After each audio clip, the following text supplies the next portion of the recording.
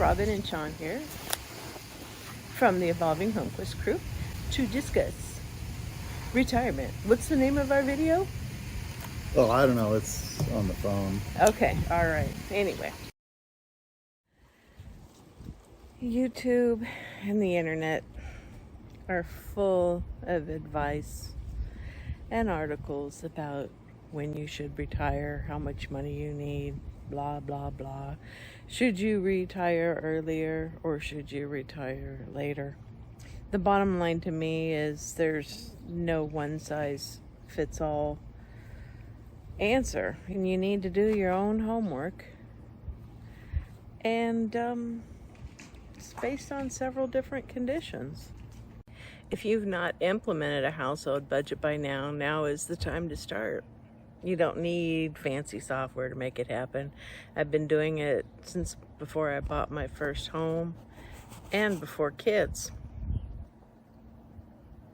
First on paper and now in a spreadsheet, which is great because it helps me do all of the calculations. You want to be able to enjoy the days of not setting an alarm, doing whatever you want, whenever you want, before you get too old and tired to do it.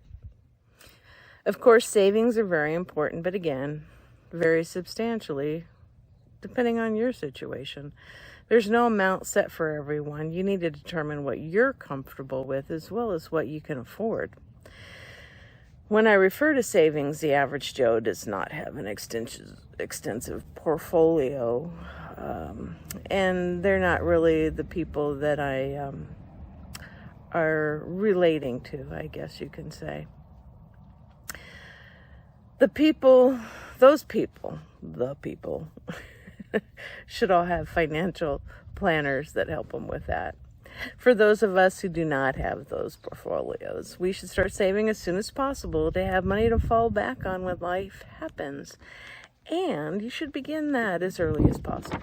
Working part-time during retirement will help supplement your income after you retire. However, there are limits to what you can earn. So be sure to check those out so you're prepared. If you retire prior to 65, some companies do cover insurance for part-timers, which will help with that needed expense.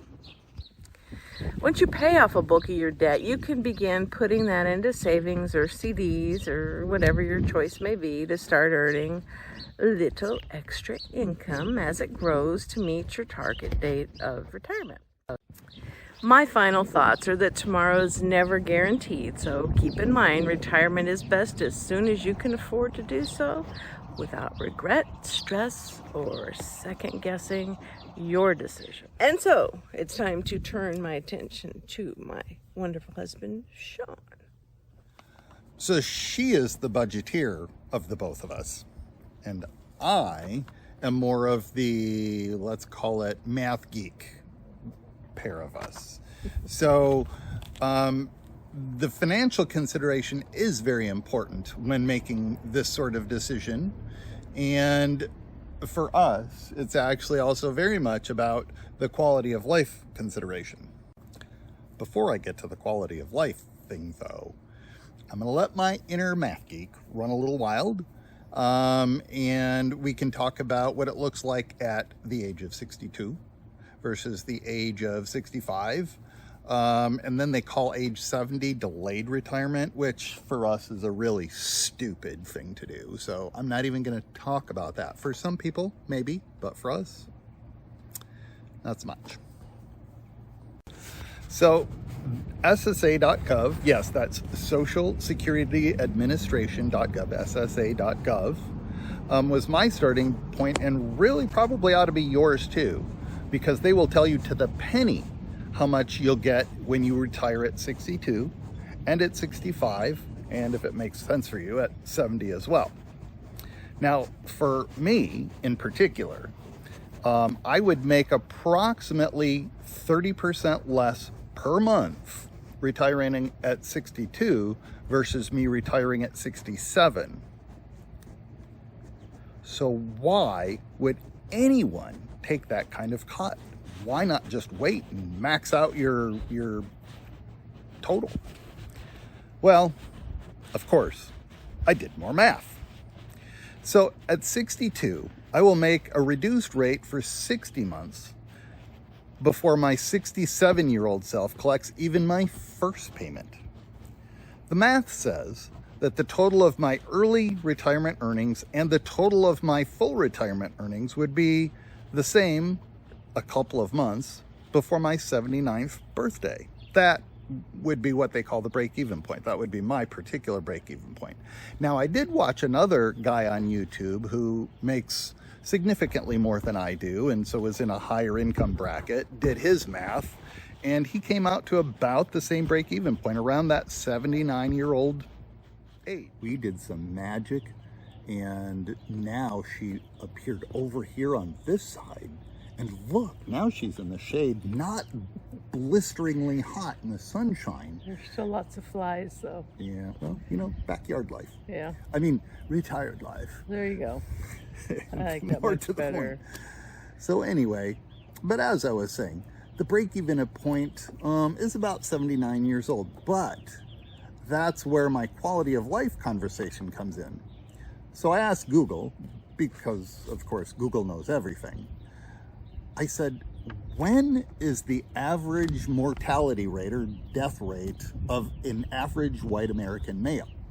And of course it told me the average death rate is 79, 81% for women, and about 81 years of age, for women, and about 76 and a half years for dudes. So by my math, that means if I check out at the average time, which is 2.5 years before my break-even point, I'd check out and still be ahead of the game. Isn't that awesome? Except I'm not average.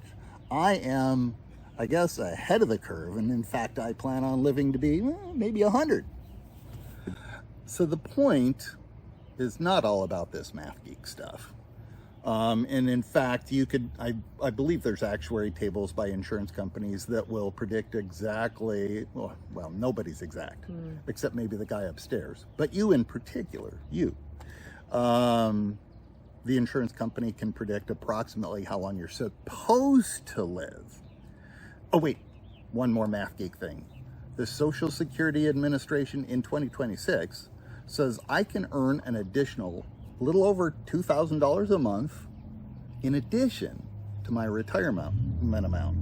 In my case, that means I'd actually get a monthly raise, and that means I'd work half the time for more money.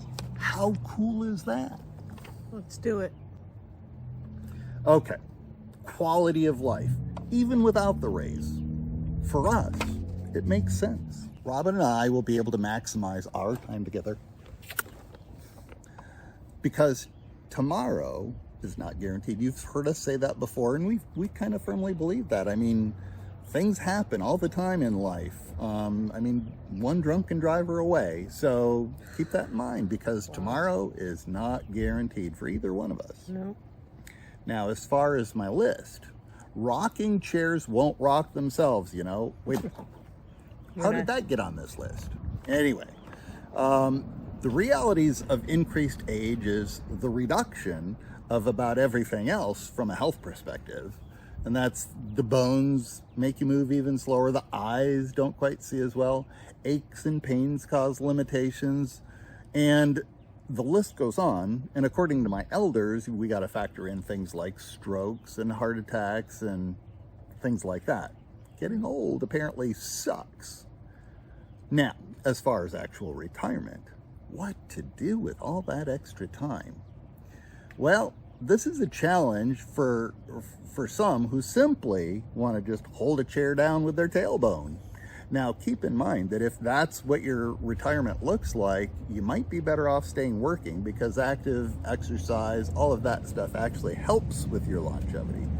In my case, in our case, we have so many things that we want to do.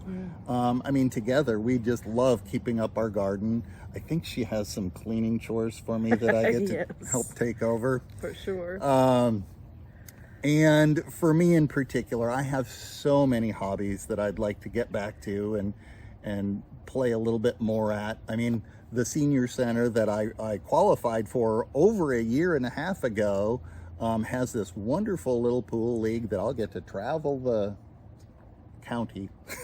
I don't know, tri-state area maybe. True. But anyway, there's so many things between hobbies and activities that I could do. So my bottom line, at 79 years old, my own break-even point, I probably won't be as active as my 60s and even my 70s. So why would I carry about extra money beyond that point? So anyway, by that point, smart homes, robots, AI, and quantum computers will have us all on an entirely different trajectory anyway. Heck, maybe there'll be a singularity and they'll just come and blow us all up. Anyway, for more retirement fun facts and education, follow us. I guess that's subscribe. Subscribe. Oh yeah. Subscribe and like, please. Smash that like button. We're the Evolving Home Quiz crew, and we'll see you next time. Bye.